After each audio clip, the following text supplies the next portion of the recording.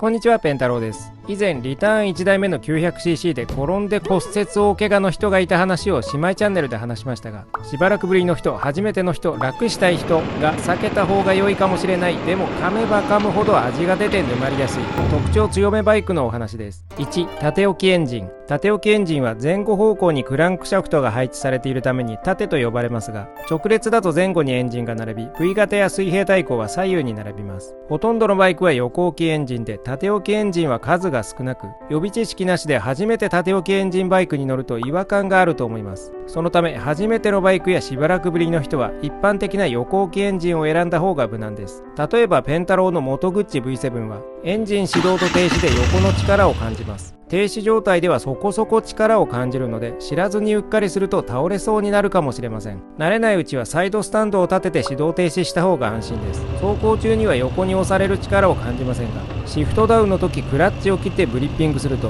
駆動力が切れている状態では横に触れやすく、ブリッピングで回しすぎるとかなり横に振られるので、ジャスト回転数で合わせていきたいところです。縦置きエンジンは総じて旋回感覚がとても気持ちよく、直進安定性も申し分なく、全体的に乗り味は素晴らしいです。BMW には水平対向ツインエンジンの R シリーズが長らく活躍しています。現行は R12 と R18 がありますが、以前のイベントで R20 コンセプトも展示されていたことがあります。モトグッチは全車 V ツインエンジンです。タンクのすぐ下にヘッドが張り出している特徴的な外観で、目立つのでよく出先でかっこいいと褒められたりします。ホンダゴールドウィングも縦置きエンジンで、水平対向6気筒エンジンを積んでいます。ゴールドウィングは縦置きながらバランサーによって対策されているらしく、エンジン始動時なども横向きの力を全く感じません。さすが抜かりない完成度のバイクです。2、エンジン回転上下が速いバイク。エンジンの回転上下が軽くスポーティーなバイクはレースなどにも向くので、スポーツバイクは速い傾向です。スピーディーに動いて良い反面、自分もスピーディーに操作しないとギクシャクしやすいので、操作にはある程度慣れが必要になります。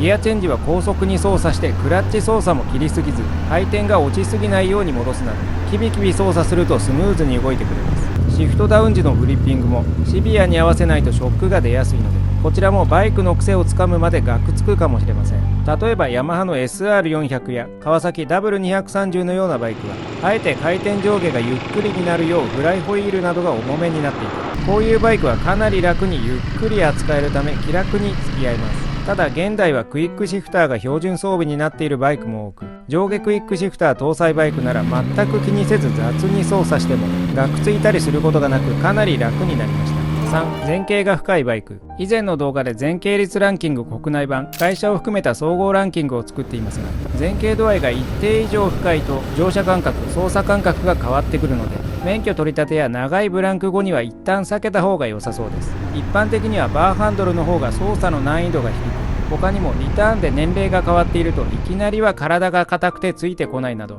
思いのほか負荷が大きいこともあるので、ペンタロウ前傾率計算で 40% 以下くらいがおよそ無難です。それを超えるものはある程度心の準備をして臨むのが良いと思います。前傾姿勢自体は理にかなっていて、加減速などでも体が安定して走行風の抵抗も少なくなります。体幹筋力のトレーニングにも有効なので、バイクに慣れている人はぜひドゥカティパニガーレ V4、ホンダ CBR1000RRR、ヤマハ YZF-R1 など公道モデル最高峰の前傾レベルを体験してみてください。4、電子制御がないバイク。今時排気量が大きいバイクはトラクションコントロールがほぼ標準で、排ガス規制の関係もあってスロットルも電子制御が増えました。電子制御スロットルは慣れないうちはモード切り替えでパワーを弱めにもできるので、安全に扱いやすく便利な装備です。排気量が大きいバイクの1台目などは各種電子制御が充実している方が安全ですが、コーナリング中にアクセルを全開にするなど暴挙に走ると、さすがにトラクションコントロールも助けられず、冒頭の例のように転倒するので過信は禁物です。他にも電子制御スロットルの場合は上下クイックシフターに対応できるので、より全体の操作がシンプルにできます。ホンダの E クラッチも電子制御スロットル対応版が作られるなど、今後様々な箇所が物理接続しなくなると思われるので、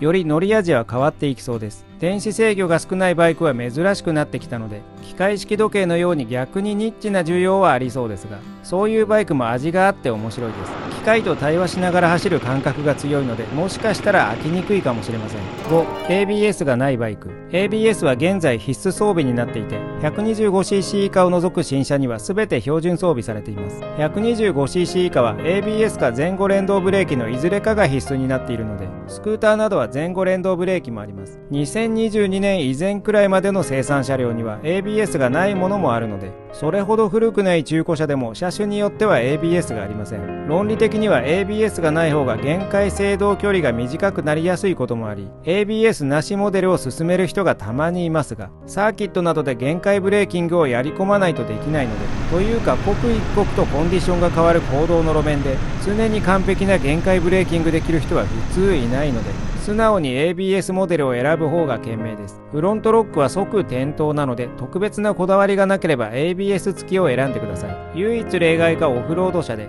オフロードモデルのフロントブレーキは効きがゆっくりなものが多く、結構握り込まないとロックまで至らないので、初心者が ABS なしモデルに乗ってもリスクは低めです。またオフロード車はダートコースなどで後輪をロックさせてテールスライドさせる走り方もあり、癖になる面白さがあります。 ABS 必須の現行モデルでもテネレ700をはじめオフロード走行用に ABS を解除できる機能があるので、オフロード車をお持ちの方はぜひダートコースを滑ってみてください。6、重いバイク。重いバイクは取り回しが疲れるのと、多少の傾斜でも動かすのが大変になるので、初めて行く場所に重いバイクで行くと思うとちょっと躊躇します。そんな風にいろいろな意味で心の負荷が大きいので、結果乗る頻度が減りがちになるのは重量級あるあるですね。重さは車重だけでなく重量バランスにもよるので、車重200キロで重いと感じるものもあれば、220キロで余裕があると感じるものもあるなど、バランスが安定しているバイクは車重があっても楽に感じます。おおむね設計が新しくなるほど重量バランスが最適化されて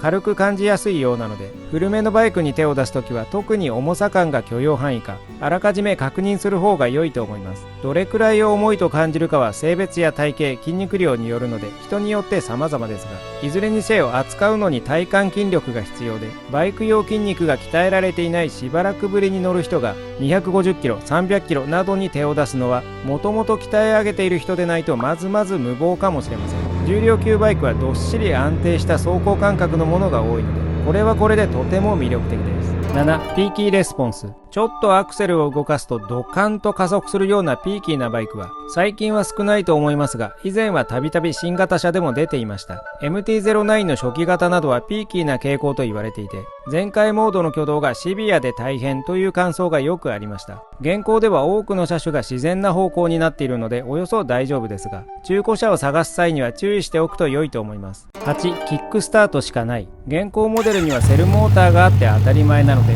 普通気にしないと思いますが、5年ほど前まで生産していた SR400 は結構な数が現存しているので、うっかり手を出す人もいると思います。セルとキック併用のバイクはいいですが、 SR はキックしかないので毎回キックスタートが必須です。エンストするとその場でキックが必要で、さらにエンストの時は通常よりちょっとエンジンがかかりにくい感じもあり、なぜか SR の時だけうっかりクラッチ離してエンストしてしまうなど、メンタルの問題か何かいろいろ厄介だったりします。右折待ちでエンストは絶対に避けたいですね。とはいえこのキックスタートが割と楽しかったりもして、始動時から自分で動かしている感が強く愛着も湧きます。古き良きバイク感を味わえるものの一つなので、気になる人はぜひトライしてみてください。9、電動バイク。誰が買うんだこんなものと思う皆さん。はい、その通りです。電動バイクは自宅で充電できますが、出先でのエネルギー補給が現状ではかなり厳しいです。ガチャコというバッテリー交換サービスに対応しているモデルはステーションがあれば補給できますが、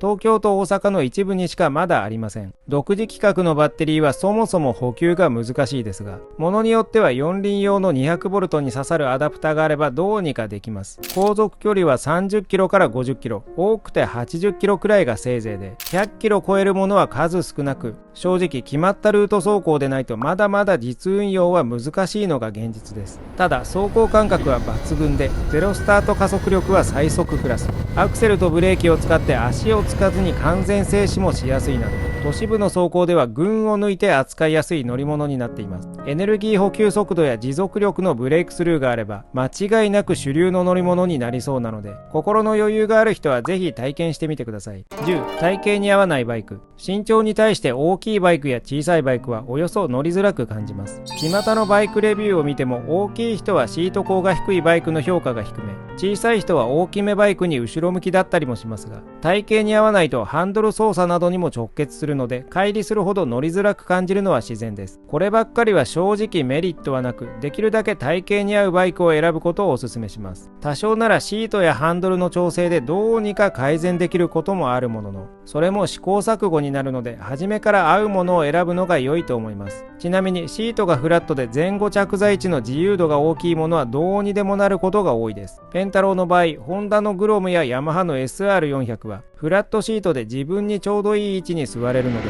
サイズが小さいものの乗車中は全く小さく感じません。シート高 875mm のテネレ700に乗っていて、グロムにも加工なしで普通に乗れているので、グロムってすごいなぁといつも思います。エストレアや W230 のようにえぐれたシートは前後に移動できないので、全体的に窮屈感が大きいです。身長に対してシートが高すぎるのも同じように不具合が大きいと思うので、無理はしないのがいいですね。体型相性は例外ですが、ネガティブに感じる癖があるバイクは逆に唯一無二の面白さを持っているものも多く、食わず嫌いせずいろいろチャレンジしてみると自分の好みにはまるバイクが見つかるかもしれないので、ペンタロウは今後も気になるものがあれば積極的にトライしていきたいと思っています。よろしければ高評価、チャンネル登録、ハイプをお願いします。ペンタロウ LINE スタンプもあります。ラジオチャンネルでバイクの小話、メンバーコンテンツでプライベートな話をしているので、よろしければそちらもご覧ください。じゃあまたねー。